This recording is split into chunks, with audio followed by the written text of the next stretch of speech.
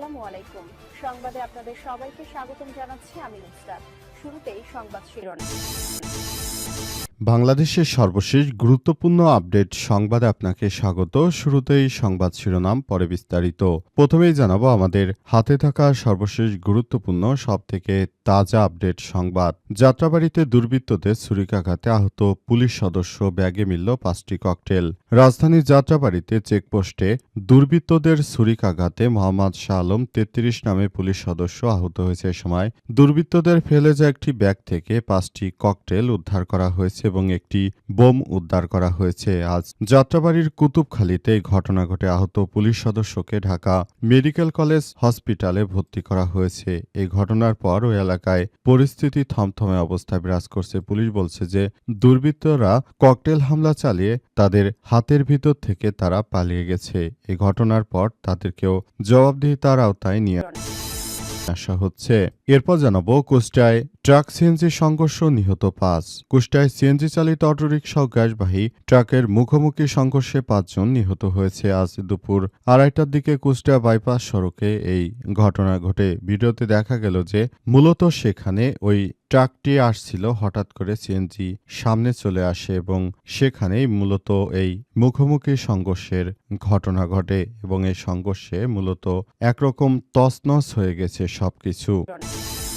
এদিকে 10 থেকে 12 মার্চের মধ্যে বসছে ত্রয়োদশ জাতীয় সংসদের প্রথম অধিবেশন। ত্রয়োদশ জাতীয় সংসদ নির্বাচনের প্রথম অধিবেশন আগামী 10 থেকে 12 মার্চের মধ্যে বসছে বলে জানিয়েছে বিএনপির স্থায়ী কমিটির সদস্য এবং স্বরাষ্ট্রমন্ত্রী সালাউদ্দিন আহমেদ। আজ এই তথ্য জানান তিনি বলেন, নতুন সংসদের প্রথম অধিবেশনে স্পিকার ও ডেপুটি স্পিকার নির্বাচন করতে হবে। জানাবো শাহজালাল বিমানবন্দরে আর রাইফেল শো গ্রেপ্তার এক। রাজধানীর শাহজালাল আন্তর্জাতিক বিমানবন্দরে অত্যাধুনিক সংস্কীয় এয়ার রাইফেল শো একজনকে গ্রেপ্তার করা হয়েছে। ওই ব্যক্তিকে আটক করে বিমানবন্দর থানায় হস্তান্তর করা হয়েছে। আটককৃত ব্যক্তির নাম নূর হোসেন, তার বাড়ি ফেনীর ছাগলনাইয়ায়। বিমানবন্দর থানার ওসি মোবারক হোসেন এই তথ্য নিশ্চিত করেছেন। তিনি বলেন, আমাদের দুর্ভাগ্য যে বিমানবন্দরে এখন এই ধরনের সন্ত্রাসীকে দেখতে পাওয়া যায়। এবং সর্বশেষ জানাবো গোয়েন্দা অভিযানে পাকিস্তানে লেফটেন্যান্ট কর্নেল সহ নিহত 7। পাকিস্তানের খাইবার পাখতুনখোয়ায় 52 জেলায় গোয়েন্দা তথ্যভিত্তিক অভিযানে ভারত সমর্থিত ফিতনা আল খারিজ গোষ্ঠীর 5 অস্ত্রধারীকে হত্যা করা হয়েছে।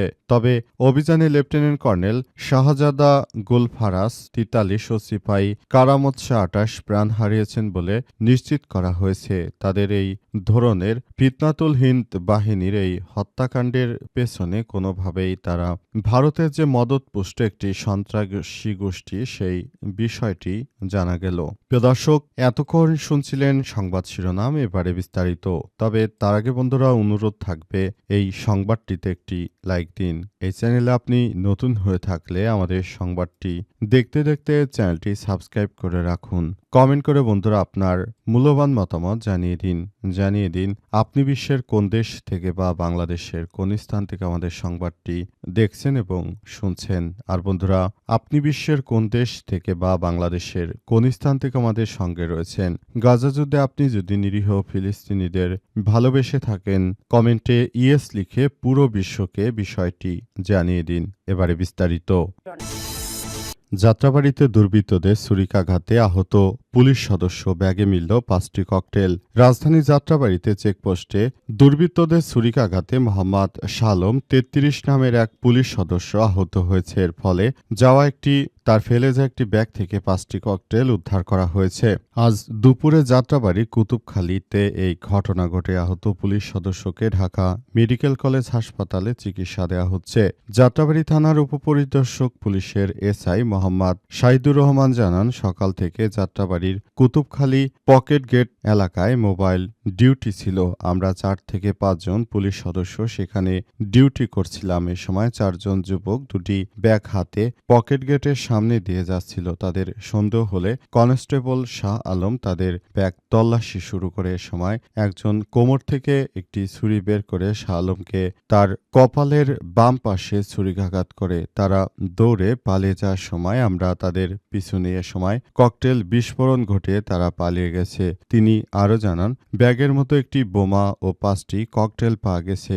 সেগুলো বোম ডিসপোজাল ইউনিটের কাছে বুঝিয়ে দেওয়া হয়েছে। আহত শাহ আলমকে প্রথমে রাজারবাগ পুলিশ লাইন্স হাসপাতালে নেওয়া হয়। সেখান থেকে ঢাকা মেডিকেলে নিয়ে আসা হয়েছে। তিনি যাত্রাবাড়ী থানার পরিবহন শাখায় কর্মরত ছিলেন বলে জানা গেছে।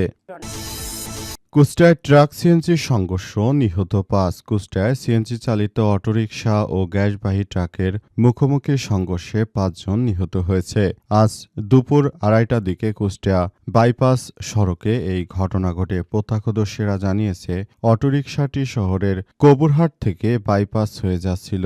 বিপরীত দিক থেকে আসা একটি গ্যাস সিলিন্ডারবাহী ট্রাক নিয়ন্ত্রণ হারিয়ে অটোরিকশার সঙ্গে ধাক্কা খায়। এতে অটোরিকশাটি দুমড়ে মুচড়ে যায়। এই ঘটনাস্থলে 3 জনের মৃত্যু হয়েছে। গুরুতর আহত 2 জনকে উদ্ধার করে কুষ্টিয়া সদর হাসপাতালে নেওয়া হয়েছে। পথেই তারা মারা গেছে বলে জানা গেছে। তবে এমন একটি অনাকাঙ্ক্ষিত ঘটনার জন্য কেউই তৈরি ছিল না। সবাই জানিয়েছে যে এই ধরনের অনাকাঙ্ক্ষিত ঘটনাগুলো এমন সময় ঘটেছে যেটা অত্যন্ত দুঃখজনক একটি ব্যাপার। কারণ আর মাত্র সামনেই কয়েকদিন পর পবিত্র ঈদুল ফিতর। ঈদুল ফিতরের আগে তারা যার যার কাজ সারছিল, তবে তাদের মৃত্যু হয়ে যায়। সবাই বিষয়টি নিয়ে আসলে খুবই আক্ষেপ প্রকাশ করছে। সবাই জানিয়েছে যে এই ধরনের অনাকাঙ্ক্ষিত ঘটনাগুলো যে ঘটছে এবং বিষয়গুলোকে যেভাবে দেখা হচ্ছে, আসলে এই বিষয়গুলো সেভাবে ঠিকমতো কাজ করছে না। সবাইকে যার যার জায়গা থেকে আরও বেশি সতর্কতামূলক কার্যক্রম চালিয়ে যেতে হবে। অন্তর্বর্তীকালীন সরকারের প্রধান উপদেষ্টা ক্ষমতায় থাকাকালীন দেশে যেভাবে সবকিছু করা হতো, প্রকৃতপক্ষে এখন সবকিছুতে আরও আইন শৃঙ্খলা আরও অনেক অংশেই খারাপ হয়ে গেছে।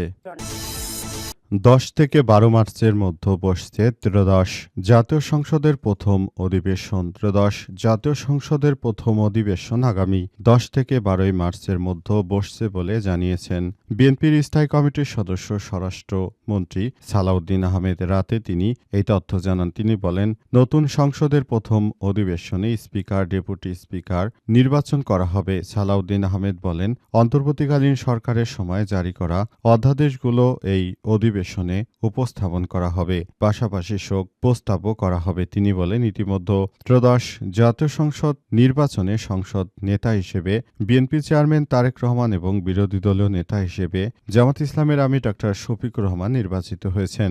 সংবিধান অনুযায়ী জাতীয় সংসদ নির্বাচনের ফলাফলের গেজেট প্রকাশের 30 দিনের মধ্যে রাষ্ট্রপতি নতুন সংসদের প্রথম অধিবেশনের আহ্বান করা হবে। তিনি প্রধানমন্ত্রীর লিখিত পরামর্শ অনুযায়ী তা করেন।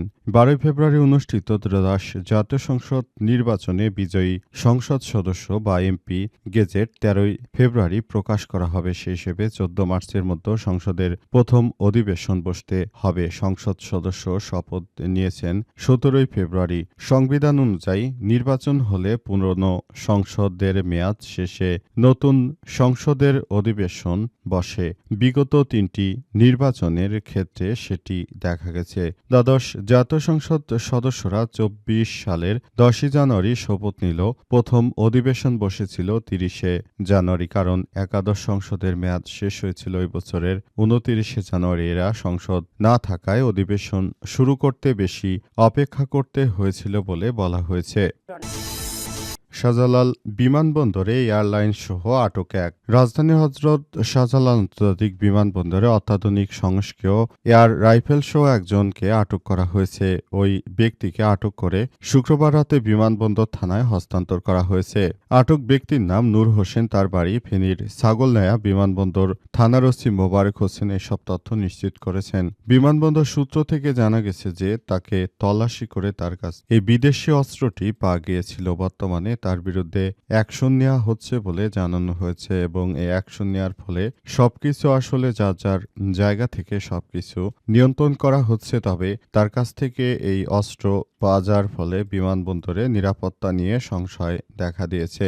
অনেকেই যার যার জায়গা থেকে বলছে, এতদিন তো বাংলাদেশে এই ধরনের কোনো অনাকাঙ্ক্ষিত ঘটনা ঘটেনি, তাহলে এখন কেন ঘটছে এবং কী কারণে এই বিষয়গুলো হবে সেটি দেখভাল করার বিষয় সামনে এসেছে। সবাই যার যার জায়গা থেকে আরও বেশি সতর্ক হয়ে পড়েছে, কারণ তারা জানিয়েছে যে দেশের অভ্যন্তরে এই ধরনের কোনো অনাকাঙ্ক্ষিত পরিস্থিতি ঘটানোর ক্ষেত্রে কোনো ষড়যন্ত্র থাকতে পারে, যেটি বিদেশি ষড়যন্ত্র হিসেবে বলা হচ্ছে এবং এই ষড়যন্ত্রের ফলে মূলত দেশের অভ্যন্তরে আবার নতুন করে যে কোনো ধরনের সংশয় তৈরি হতে পারে এমনটাই জানানো হয়েছে এবং এই বিষয়গুলোকে খুবই গুরুত্বের সঙ্গে বলা হচ্ছে। বিমানবন্দরে এই ধরনের রাইফেল নিয়ে ধরা পড়ার ফলে যে নিরাপত্তার সংকট তৈরি হতে পারে সেই বিষয়টি নিয়ে ইতিমধ্যেই বিমানবন্দরের কর্মকর্তারা তারা এসব বিষয় নিয়ে কথা বলেছেন। তারা জানিয়েছে যে এই অনাকাঙ্ক্ষিত ঘটনাগুলো ঘটার জন্য আমরা বিমানবন্দর কর্তৃপক্ষ দুঃখিত, কারণ আমরা কখনো চাইনি যে আমাদের এয়ারলাইন্সের বিমানবন্দরগুলোতে এই ধরনের কোনো অনাকাঙ্ক্ষিত কোনো ঘটনা ঘটুক। যে ঘটনা ঘটলো পরবর্তীতে হয়তো আরো বড় ধরনের কোনো সমস্যা তৈরি করতে পারে। এখন যারা বিদেশি পর্যটক রয়েছেন তারা মূলত